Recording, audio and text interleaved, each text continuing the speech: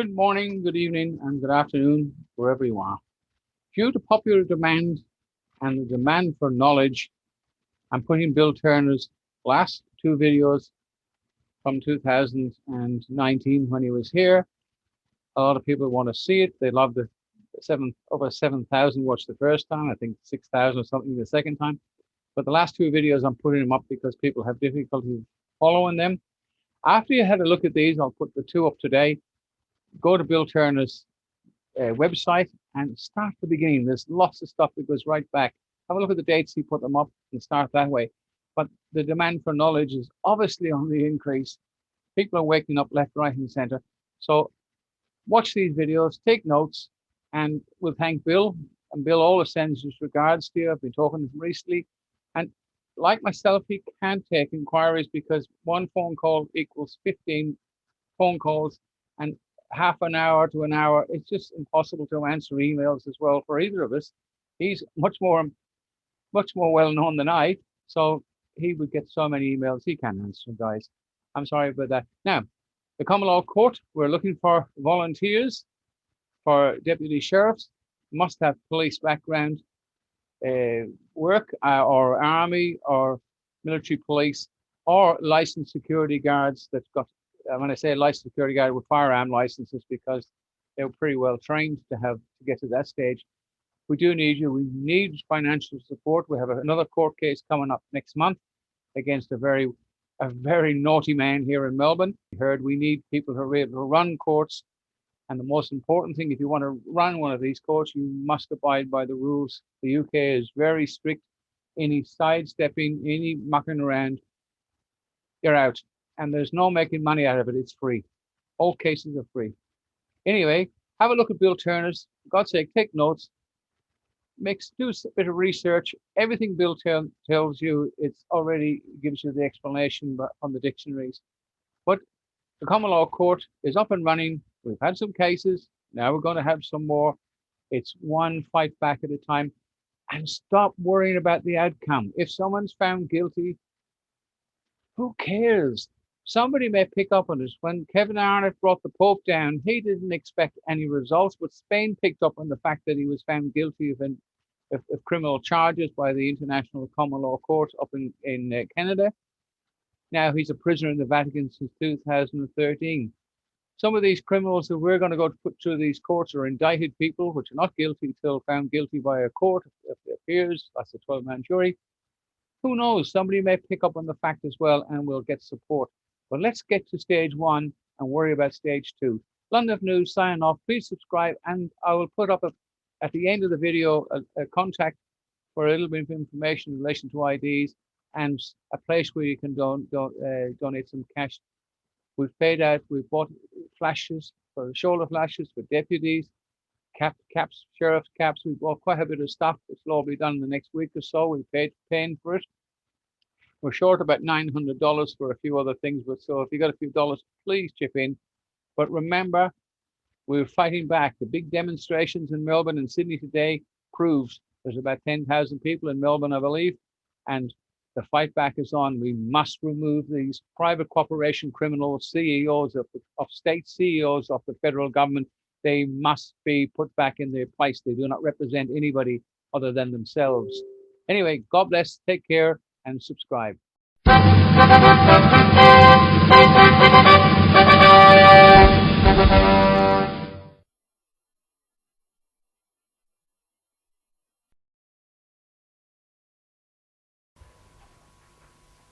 Okay, children. Okay, now all the way through this seminar I've been showing you that there are two parties. They've kept one party hidden and they've co-joined the whole thing to make it look like there's only one party. So now we need to learn the separation. So the living in, we'll just call it John Doe. Oh.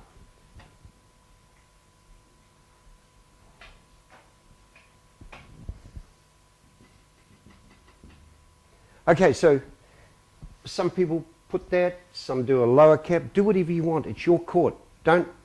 Don't rely on anyone else to tell you what to do. It's your court. You do what you want. But that was all you were given. on your, you had the live, you had the live printout, didn't you? Someone did. Someone had a live printout. Okay, so you can sign that. Now,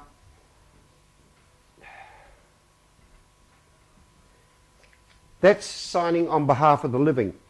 Now, if you look at the Chicago Styles Manual, cursive writing, or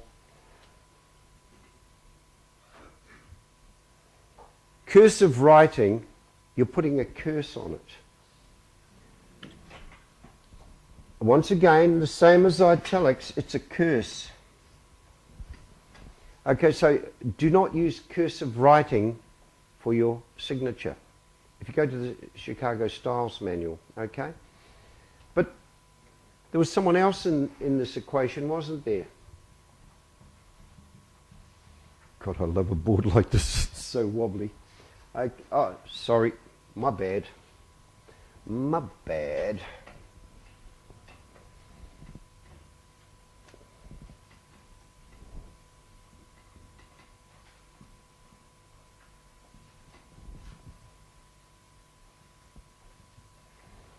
Okay, I showed you the separation on my driver's license, on my passport, everything.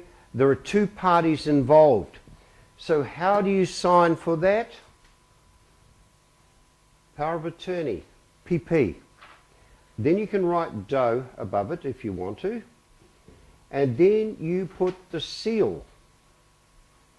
I don't know how to draw a picture of a seal. If there are any artists here, you can. But okay. And then you put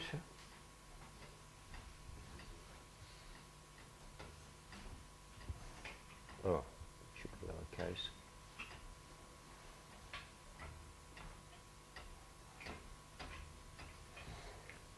Corporation signs by seal or power of attorney. So PP is the power of attorney. Seal. So now you've told them that you've separated the living and the dead. You've told them that you are the living and the corporation is being signed for with power of attorney, and the seal confirms it. Now, the seal would be your family seal. Okay. Then you would have your 5-cent stamp, 10-cent stamp down the corner here. And that's where you have your Postmaster General seal with the date across, like that. Is that clear? Yeah. And we're underway. PPSR was introduced into New Zealand in 1999. Over here it was, actually it's on the presentation, so I'll go further into it. It was introduced into Canada first and later into Australia. 2012 it was introduced here. I first registered on the PPSR in 2003. Introduced this to New Zealand in 2003. We went up and down the country introducing this to New Zealand. The Act mainly relates to the enforceability of an interest in personal property created or provided for by a transaction that secures, now this is very important, payment of money or performance of an obligation. Okay, and because we haven't secured anything, I'm a bit fat to see through, aren't I? And how to determine the priority between security and interests in the same personal property. Now, who would have the highest claim to that personal property? The personal property is yours, but it's held with title. So who would have the highest claim if you did the right thing on the PPSR? You would. Okay? The others are only coming in as agents, so you would have the highest claim to that personal property. Now, when I did the Queensland seminar, I took the trouble of going to the Duck and asking him where their legislation was. I haven't done it for you, but the duck told me. There's the top up there, and there's the thing. You'll find it, just duck it, okay? You'll find where your legislation is that does this.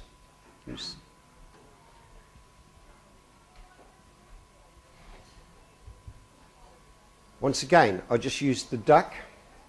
Personal Property Security Register is a national database that stores details of security interests registered against personal property.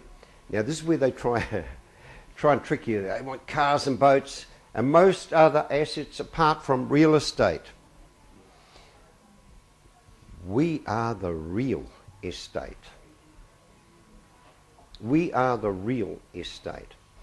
Okay, now they can only do this by titles. Now we went through titles yesterday and how if you have a king representing you, he will take 1/10 of your sheep, he will take 1/10 of everything. So the moment you put a maritime lien on the PPSR against that personal property, things change. To secure, to protect, insure or save a right. Now, people think it's just over your cars, your boats and that. It's to secure or protect or save a right. Okay, you have the right to that personal property. You've got to learn how to get that right. The Constitution of the United States, I love that. Gives power to Congress to promote the progress of science and other useful arts by securing for a limited time. Okay, so that you don't need because that's just copyright. Security.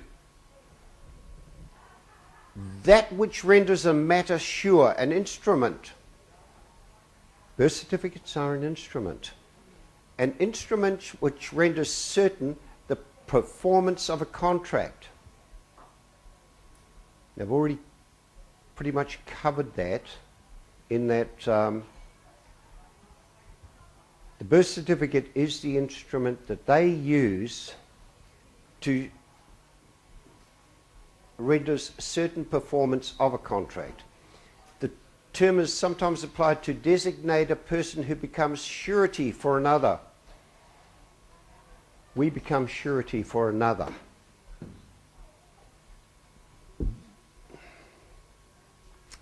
Secure, to give security, to assure of payment, performance or indemnity, to guarantee, to make certain the payment of a debt or discharge of an obligation. And once again, with what I heard the other night, the people honestly don't get what is happening with councils and things like that, because the obligation is there, and we have taken, because we haven't secured the rights to that, they can come in all the time. Now,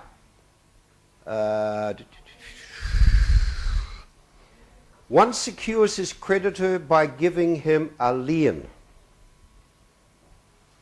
Can't stress that highly enough. That is the key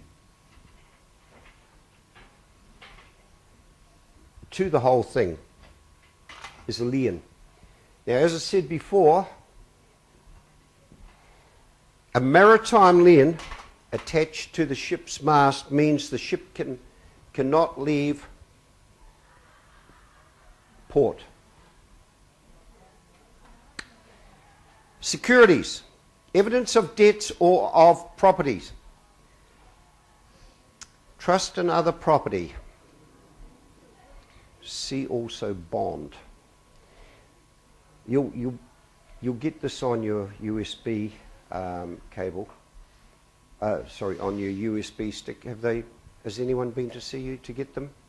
Not a lot of people have had the updated version, so you still need to give me your USBs again.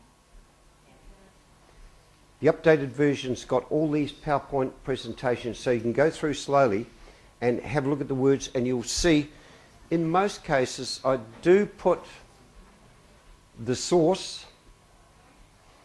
Sometimes I forget, and so you may have to get tomato sauce, but... Okay, lien. A right that one person has either to retain the property of another. They have the right to retain that property if we don't put a lien on it. Or to have a charge over it. That's your rates. They've got a charge over that property. And you are the surety for it. Liens may arise by operation of law, either at common law or in equity, or by statute, or by agreement between the parties. Now, the moment, and a lot of you don't realise this, that you wonder how you get into a contractual relationship with the council to pay rates when they never gave you full disclosure of it. It's very simple. Your solicitor did a swifty on you. Now we need to fill out a a change of address to council, or change of owner to council. Go and ask your lawyer, could you show me the form I filled out that you gave to the council? And he's the one who put a charge against that. Because you applied for the loan in the name of that, that and that. If you'd applied for the name of the loan and that, you would have cut out the middleman, which is the bank, and got it directly.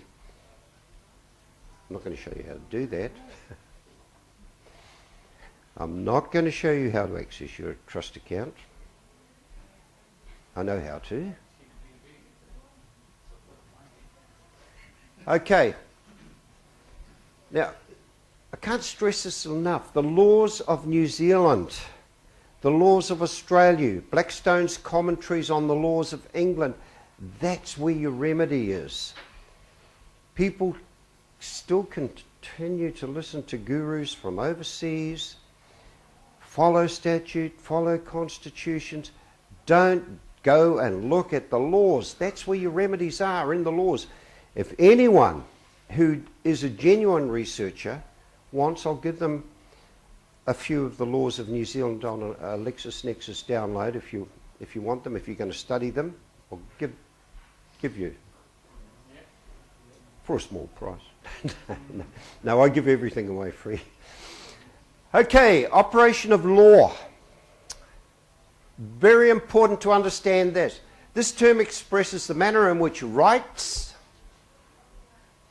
and sometimes liabilities devolve upon a person by the mere application to the particular transaction of the established rules of law without the act or cooperation of the party himself. That's the party they're talking about. Now, I just want to flick this. I might have to go back. Good. Okay. Operation of law involves 3 notices of demand. The first demand must be responded to within 3 days, 72 hours. The second demand will arrive 3 weeks later. Once again, you must respond within 3 days, 72 hours. Third demand comes 3 months later. If you do not rebut everything in the first demand, you're virtually gone. You've got to do it in the first demand. You can do it in the second demand, you can do it in the third demand, but the key to it is doing that. Now, I don't know whether you realise, but the moment that that third demand, the 3 days has expired, and be aware they do sneaky things, they'll put a date on the inside on the letter. Sorry, I'll get out of the way for a minute. I'll get over here actually.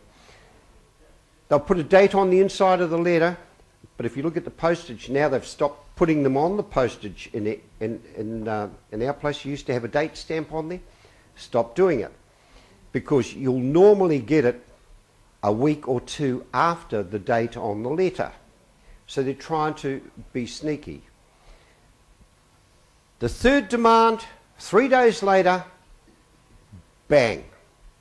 That is the end of it. Now, by operation of law, they have automatic judgment. Automatic. Okay? But there is a secret, and I'm going to give it to you.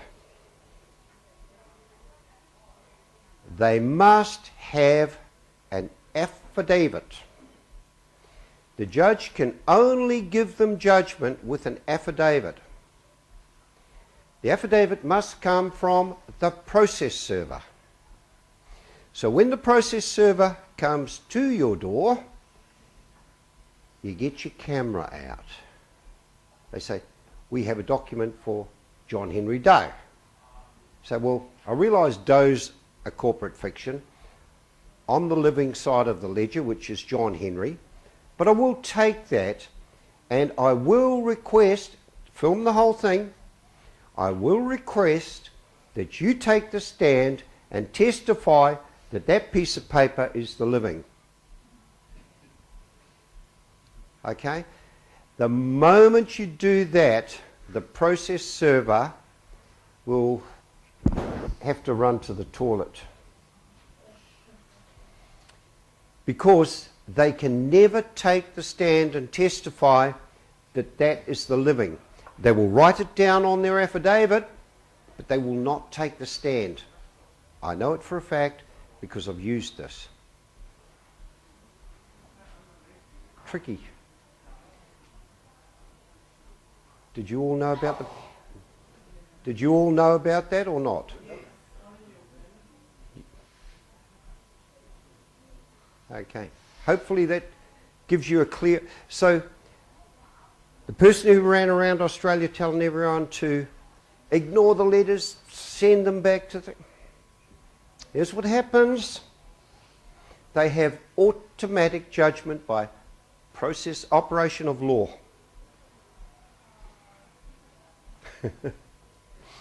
Once you have secured your title and notify all agencies that you have a contract, they can no longer do business for the trust. You must notify them. It'll be in the legislation. I'm not going to do it. There are people who have already registered on the PPSR, aren't there? No? Oh, is it only... Oh, yeah, we've got one here. Okay, the guys in Queensland have... they're quite proficient at this, and so what I would suggest is... Well, you know them, don't you? Here. You could be in contact with them, get them into a weekly sort of Skype meeting or something like that.